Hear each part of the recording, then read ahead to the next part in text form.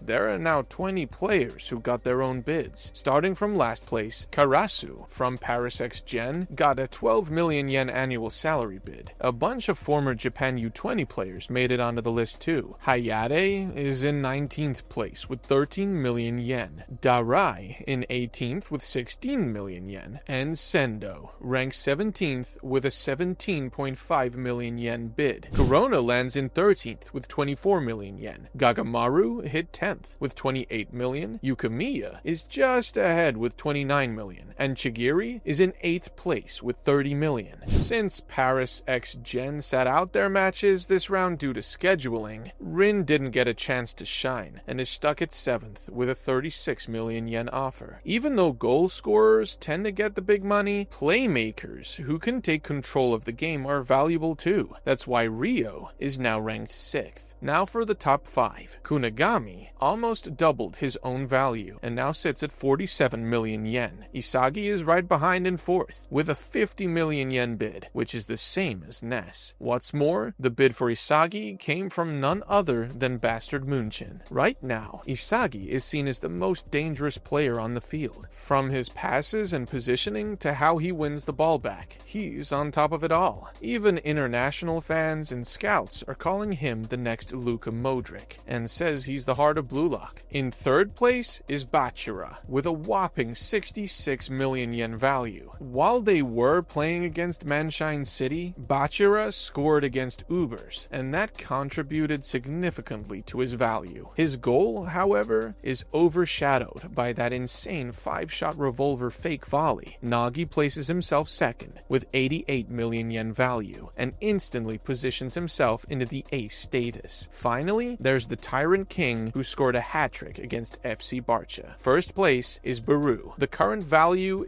is 100 million yen, and Bastard Munchen's next match is against Ubers. These two will try to devour each other on the pitch once again. Sometime later, Isagi sits in the Blue Lock guest room for an interview with Nihei Sushiku. You might remember him as the guy who once interviewed Sei. This time, it's Isagi in the spotlight. After all, he was just named man of the match for his 2 game-changing assists, and his value has skyrocketed. Isagi's just chill and innocent. He's genuinely thrilled about the recognition and thankful that his life turned around because of Blue Lock. Honestly, Nihei feels the vibe too. Isagi is kind, respectful, and easy to work with. It's a total 180 from how things went with Sei back then. But then comes the big question. Nihei brings up the buzz surrounding Bastard Munchen's offer. Word is, they want to use Isagi's versatility and his ability to play both offense and defense by pairing him with Noah as a midfielder. Sounds great on paper, but this egoist has different plans. He wants to score goals. He wants to be a striker. That's the reason he's in Blue Lock in the first place. After the interview wraps up, Isagi steps out and sees Corona and Igarashi waiting. As the 3 of them walk back to their quarters, they spot Raichi dripping with sweat. He just finished a brutal solo training session, and Raichi, he's mega frustrated. Watching the guy who used to be just a nobody from Team Z become one of the world's most talked and prized about young footballers, it hurts. He's pissed. He swears he's gonna drag Isagi down and become number 1 himself. At the same time, Yukimiya and Chris are off the pitch, modeling for a commercial shoot. Funny enough, Chris once called Yukimiya pathetic for that failed gyro shot, but after seeing the rest of his performance, Chris was so impressed he personally vouched for Yukimiya to join the shoot. Turns out, that goal left a mark on him, not just because it was cool, but also because the shot was inspired by Chris's own knuckleball. And if there's one thing Chris believes in, is that popularity is part of being a footballer. Yukimiya fits that bill perfectly. So, Yukimiya asks, should Isagi, the man of the match, be here instead of him? Chris's face says it all. He's still furious at Isagi for ruining his shot at beating Noah. So yeah, that's not happening. Once the shoot wraps, Henri appears. Ego wants to talk to Yukimiya. It turns out that Ego knew about Yukimiya's eye condition all along. In fact, he didn't need Yukimiya to confess because he's already run background checks on every Blue Lock player. So why bring it up now? Because there's news. Ego already sent all of Yukimiya's medical records to the club that sent him an offer. Ego tells him that Ajax, the club that offered Yukimiya a contract, is willing to pay for the full treatment of his optic neuropathy as long as he agrees to play for them. However, Yukimiya doesn't say yes. Not yet. He tells Ego to ask Ajax to wait until the Neo-Egoist League ends. As far as Yukimiya is concerned, that goal he scored was just a leftover bone Isagi threw at him. If he accepts the offer now, he's afraid that's where his ego stops growing. To be clear, it's not sure that the offer will stay, but Yukimiya wants Ajax to wait until the Neo-Egoist League is over to see if he's still a worthy player. He wants to change his fate with his own hands, not because someone else handed him the spotlight. And so, Bastard Munchen keeps training. However, not everyone's mindset is the same. You see, Hiyori is starting to feel it, that crushing doubt, that weight. He's starting to want to quit football now. The next match is against Ubers, and that's a wrap on the second match of the Neo-Egoist League. Part 3 is coming soon, but for now, go ahead and click the videos popping up on your screen to catch up on everything else. Trust me, you won't want to miss what's coming next.